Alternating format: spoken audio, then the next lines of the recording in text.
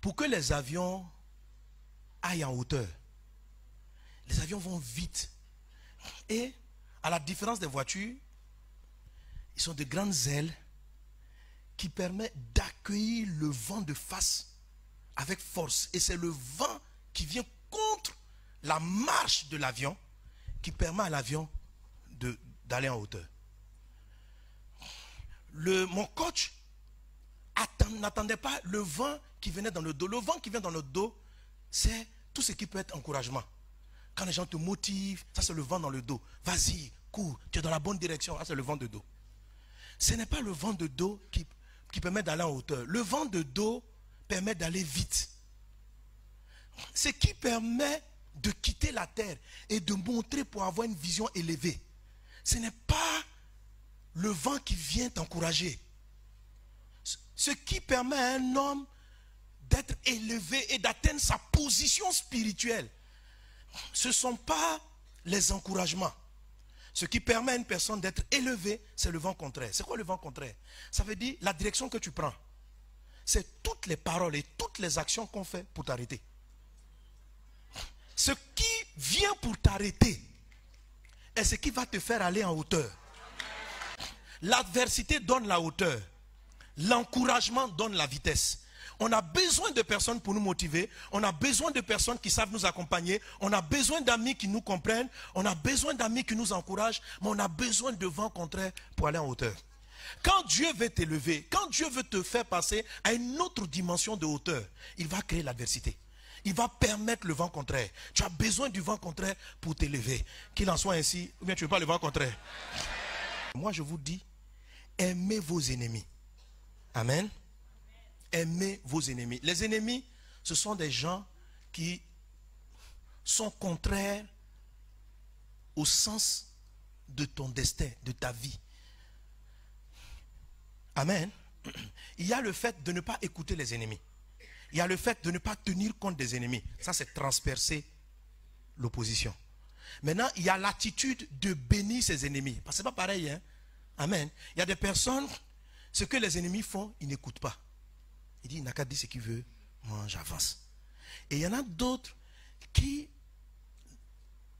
ne manifestent pas, ce n'est pas de l'indifférence. Quand ils découvrent que tu es un ennemi, ce qu'ils font, ils te bénissent. Quelqu'un est avec moi?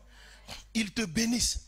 Ceux qui sont blessés, qui deviennent amers, c'est ceux qui dans leur cœur maudissent. Mais il y a un groupe de personnes, ils ne te maudissent pas, mais ils ne te bénissent pas non plus. C'est-à-dire, tu n'as même pas dit quoi que ce soit. Ils considèrent que personne n'a parlé. Ça, c'est ceux qui transpercent l'adversité. Ceux qui sont élevés, c'est ceux qui, dès qu'ils découvrent un ennemi, ne sont pas indifférents. Il y a une différence entre ne dis rien à tes ennemis et puis bénis ton ennemi. Bénis, c'est une parole. Ça veut dire, dis du bien. Parle en bien. Alléluia. Quand tu vas te retrouver au travail et que tu auras l'opportunité de le détruire lui aussi devant le patron, sors son bon côté. Bénis-le. Ça va t'élever. Tu deviens grand. Tu montres que tu n'es pas dans les bassesses, dans les petits. Tu n'es pas à ce niveau-là de combat. Amen. Quand quelqu'un t'insulte, tu lui dis de bonnes paroles. Tu peux ne pas l'écouter. Ça, c'est transpercé. C'est une bonne chose, ça te fait avancer. Au moins, tu continues d'avancer. Mais si tu veux connaître la hauteur, fais mieux que ne pas écouter. Il faut le bénir. Écoutez, je vous ai dit, les amis, que il te faut cacher en Christ. Amen. C'est Jesus. Amen. Ce que je dis là, ta propre force n'est pas capable.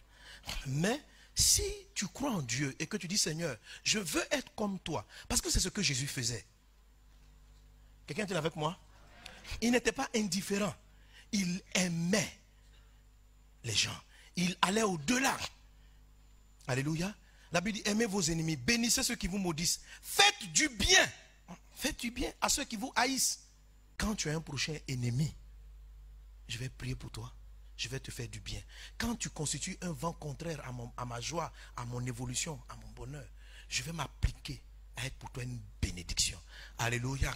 Si quelqu'un y a... Amen, amen. Alors cette semaine, cherche quelqu'un. Peut-être que tu n'as pas d'ennemi. Tu ne connais pas les ennemis. Mais si tu penses qu'il y a quelqu'un qui te maltraite, ou qui te persécute, ou qui te critique. Réfléchis, tu as trouvé la personne? Tu l'as vu? Cette semaine, il faut lui faire du bien. Amen. Pas la semaine prochaine, cette semaine, avant dimanche prochain. Dimanche prochain, on fait le bilan. Cette semaine, tu lui fais du bien. Est-ce que tu connais quelqu'un qui machine contre toi? Tu entends les choses qu'il a dit contre toi dans le secret. Tu connais quelqu'un comme ça?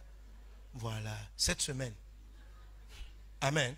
Il faut lui faire du bien. Si c'est dans ton foyer, cette semaine, ton conjoint est gâté. Si c'est ton enfant prochain qui te fatigue, fais-lui du bien. Amen. Quel que soit le prochain, cette semaine, augmente un peu plus ton amour. Choisis. Dimanche, après la semaine dernière, tu as augmenté l'amour avec tous les prochains, tu as pardonné aux personnes, tout ça. C'est super d'avoir pardonné. Maintenant, on va faire un pas de plus. On va faire du bien. Et 1 heure de prière pour la personne.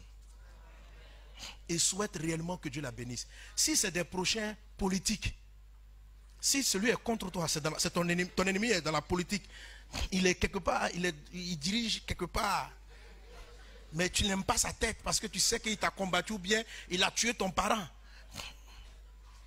Cette semaine, il ne faut pas prier pour qu'un jugement vienne sur lui.